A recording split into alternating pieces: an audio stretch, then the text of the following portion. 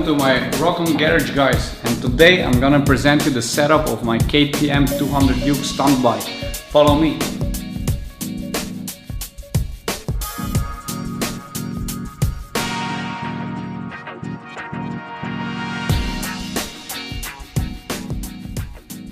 For the good atmosphere on the live shows, I work with DJ Akrapovic, stainless steel slip-on exhaust, and I like it because already, as mentioned, good sound, and the most important feature for me is that it's pretty lightweight in comparison with the standard version, and yeah, it just looks sick. And I protect it with crash pads, so if I crash it always looks fresh, and I don't need to change it every week, new slip-on exhaust. For the rear shock suspension, we changed the standard version with a VWP prototype shock.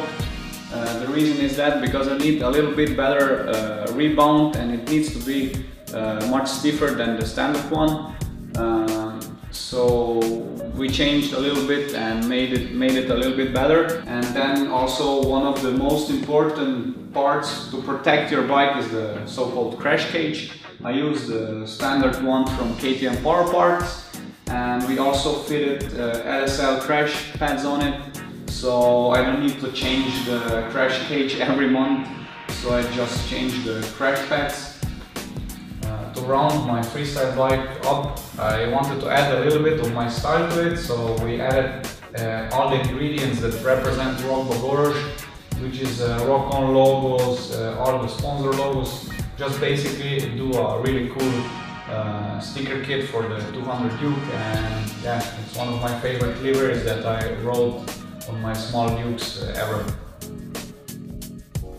To control my tricks, I use a double brake system. For my handbrake, I use a Brembo caliper with 4 pistons in it, with Magura pump, and for my foot brake setup I use Vibra standard caliper, and everything is mounted on MG Bike Tech brake spacer with plug and play system, pretty simple to mount, and that's my brake setup.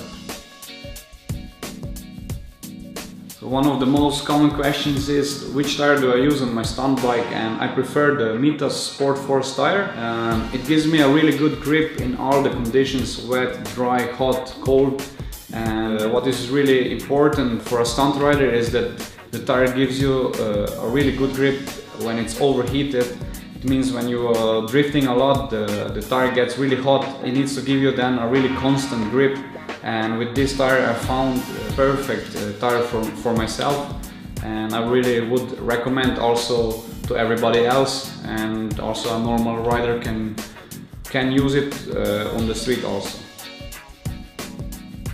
I use the Rok steel sub cage, power coated in black oil for sure. Pretty simple design, really lightweight, and for me what is the most important is the foot position.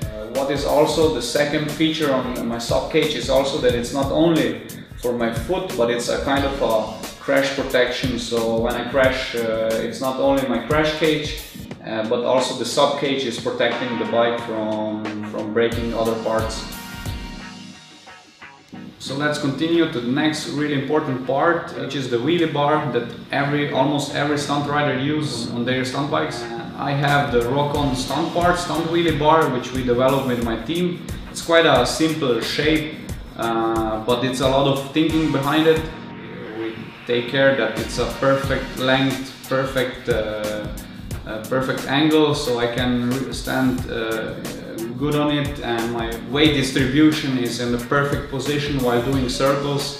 And it needs to be also strong when I hit the ground, and I have also a scrape plate on it, so if I scrape that I can put the fire trick on. We equipped my stunt bike with some grippy seats, so the main seat is the KTM Power Part seat, because it has really good material that gives me a lot of grip, especially in the wet conditions. And for the passenger seat, we just reshaped the standard seat. We made it a little bit higher, so I have a good support when I do sit-down tricks, and I really like this seat setup. For my sprocket setup, I use a standard sprocket on the front, and on the rear I use the Rok Bagoros stunt sprocket with 56 teeth and made out of really high quality aluminium. So let's continue to the next stunt part, which is the tank cover and or let's say tank seat. And we developed for my 200 Duke a tank cover out of carbon fiber because it's much lighter, and you cannot do it like other stunt riders are doing it with a hammer to smash the tank in and shape a nice seat, because my tank is out of plastic, so that's why we made it out of carbon fiber. And I really like the shape now, and it helps me to do all the high chair tricks.